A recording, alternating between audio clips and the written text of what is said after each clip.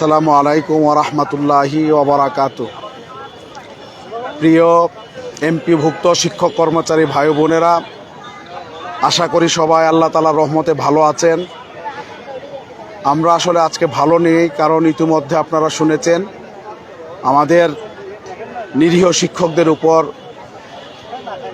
পুলিশের পক্ষ থেকে লাঠিচার্জ করা হয়েছে, গ্রেনেড নিক্ষেপ করা হয়েছে, টিয়ার শেল নিক্ষেপ করা হয়েছে এবং আমাদের শিক্ষকদেরকে পিটিয়ে রক্তাক্ত করা হয়েছে।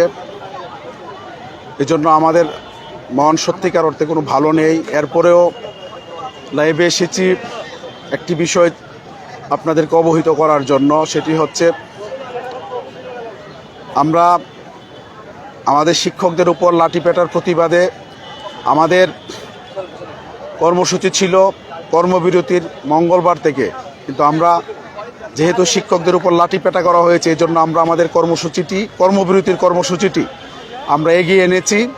আগামী কাল থেকে সারা বাংলাদেশের সকল এমপিভুক্ত শিক্ষা প্রতিষ্ঠানে আমরা কর্মবিরতির ঘোষণা দিয়েছি। যতক্ষণ পর্যন্ত প্রজ্ঞাপন জারি না করা হবে আমাদের শিক্ষকরা কোনো শ্রেণী কার্যক্রমে অংশগ্রহণ করবে না। প্রতিষ্ঠান খোলা থাকবে, অল্প কয়েকজন থাকবে এবং বাকি সবাই প্রেস ক্লাবে আমাদের শহীদ মিনারে বাকি সবাই অবস্থান নেবে। এটা আমরা ইতিমধ্যে সকল মিডিয়া এটা প্রচারিত হয়েছে। আপনারা যে যেখানে আছেন আপনাদের প্রতিষ্ঠানে অল্প কয়েকজন স্টাফ রেখে সবাই শহীদ মিনারে আসেন। আপনারা কোনো রকমের কোনো শ্রেণী কার্যক্রমে আপনারা অংশগ্রহণ করবেন না। এবং আমরা যতক্ষণ পর্যন্ত আমাদের প্রজ্ঞাপন জারি না করা হবে 20% বাড়ি ভাড়া, 1500 টাকা মেডিকেল ভাতা এবং কর্মচারীদের জন্য 75% উৎসব ভাতার প্রজ্ঞাপন যতক্ষণ জারি করা না হবে ততক্ষণ পর্যন্ত আমরা শহীদ মিনারের থেকে এটাকে সেন্টার ধরে বৈচিত্র্যপূর্ণ বিভিন্ন কর্মসূচির মাধ্যমে আমরা আমাদের কর্মসূচি চালিয়ে যাব। একদিক থেকে আমাদের শহীদ মিনারে লাগাতার অবস্থান কর্মসূচি চলবে 24 ঘন্টা, পাশাপাশি সারা বাংলাদেশের সকল এমপিভুক্ত শিক্ষা প্রতিষ্ঠানে কর্মবিরতি চলবে যতক্ষণ পর্যন্ত না সরকার 13 তারিখের সিদ্ধান্ত অনুযায়ী আমাদের প্রজ্ঞাপন জারি করে আমাদের দাবি মেনে না নিবে ততক্ষণ পর্যন্ত এটা চলবে। আমরা ইতিমধ্যে আমাদের অবস্থান পরিষ্কার করেছি, সকল মিডিয়ায় বিষয়গুলো এসেছে। আমি আপনাদেরকে দেখাতে চাই যে আপনারা তো অনেকে আসলে প্রেস ক্লাবে আসেননি, আপনারা শহীদ মিনারে আসেননি, কিন্তু আপনাদের জন্য আপনাদেরই কিছু ভাই কি পরিশ্রম করতেছে এটা একটু দেখানোর জন্য মূলত আসলে আমি এখানে উপস্থিত হয়েছি। আপনারা দেখলে বুঝতে পারবেন যে তারা কত কষ্ট করছে। আপনারও তো উচিত অন্তত একদিনের জন্য হলে, 2 দিনের জন্য হলে, 3 দিনের জন্য হলে এই শহীদ মিনারে আসা। আমরা 22 দিনের আন্দোলন করে উৎসব ভাতা বৃদ্ধি করেছি। যারা কোনোদিন আন্দোলনও করেননি, যারা কোনোদিন আমাদের প্রেস ক্লাবে তখন আসেননি, তারাও কিন্তু আপনারা এই উৎসব ভাতা ভোগ করছেন। কিন্তু এই উৎসব ভাতার পেছনে আমাদের শিক্ষকরা লাঠিপেটা খেয়েছে, আমি গ্রেফতার হয়েছিলাম, আরও অনেক কষ্ট আমাদের এটার সাথে জড়িত আছে। আমি আপনাদেরকে আহ্বান জানাবো যে মাথা উঁচু করে অধিকারগুলো ভোগ করেন, তাহলে নিজের কাছে ভালো লাগবে। আর যদি অন্যের অধিকার আদায় করে দিলে বাড়িতে বসে বসে এটা আপনি ভোগ করেন, এটা এক প্রকারের করুণা হবে। আর আমরা যেহেতু কর্মবিরতির ঘোষণা দিয়েছি, এখন প্রতিষ্ঠানে আপনাকে আটকায় রাখার কোনো সুযোগ নাই। আমরা বাংলাদেশের সকল শিক্ষা প্রতিষ্ঠানের যারা প্রধান আছেন তাদেরকে বলবো যে আপনারা আপনাদের প্রতিষ্ঠানে প্রজ্ঞাপন জারি রাখ পর্যন্ত আপনারা কর্মবিরতিটা পালন করবেন। যদি 20% বাড়ি ভাড়ার প্রজ্ঞাপন হয় তাহলে সবচেয়ে লাভবান হবেন আপনারা, কারণ আপনাদের স্কেল সবচেয়ে বেশি। এই জন্য আপনাদের সহযোগিতা আমরা প্রত্যাশা করছি। আপনারা শিক্ষক ক্লাবের আমাদের সহযোদ্ধারা কিভাবে আপনাদের সাথে আপনাদের জন্য কষ্ট করছেন, আমি এটা আপনাদেরকে দেখানোর জন্য নিয়ে যাচ্ছি। আপনারা একটু লক্ষ্য করেন, এই যে দেখেন এখানে আমাদের কত বয়স্ক একজন মানুষ, মুরব্বী মানুষ, তিনি ব্রাহ্মণবাড়িয়া থেকে এসেছেন। তিনি এখানে শহীদ মিনার একটা জায়গায় তিনি শুয়ে আছেন। আমি আস্তে আস্তে আপনাদেরকে দেখাতে চাই। আপনারা দেখেন যে আমাদের শিক্ষকরা আজকে প্রথম দিন একটু অগোছালো, আস্তে আস্তে এগুলো ঠিক হয়ে যাবে।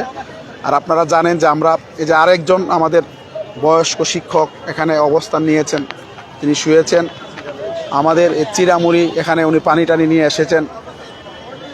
এই মুরব্বীরা যদি এখানে আসতে পারে, আপনারা তরুণ প্রজন্মের শিক্ষক যারা আছেন তারা যদি না আসেন তাহলে এটা আপনাদের বিবেককে আপনারা একটু প্রশ্ন করবেন।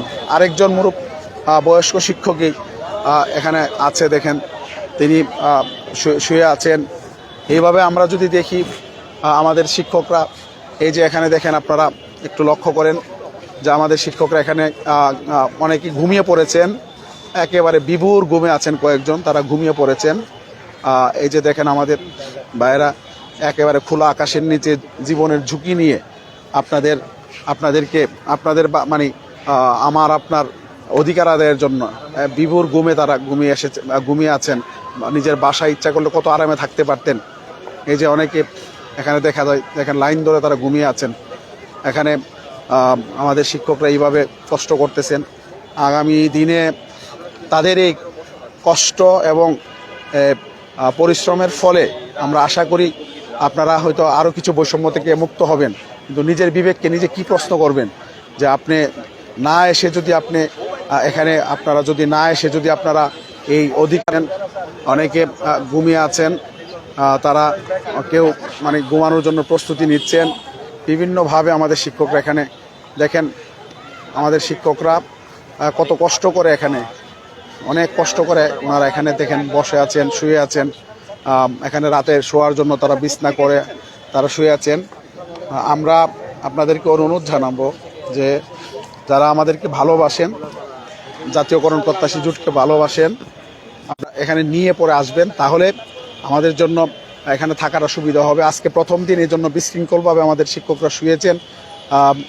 আস্তে আস্তে হয়তো আমরা আগামীকালকে থেকে আমরা সুশৃঙ্খল পরিবেশে যাব। দেখেন এখানে একজন অত্যন্ত বয়স্ক মানুষ মনে হচ্ছে, উনি এখানে শুয়ে আছেন, বয়স্ক মানুষ।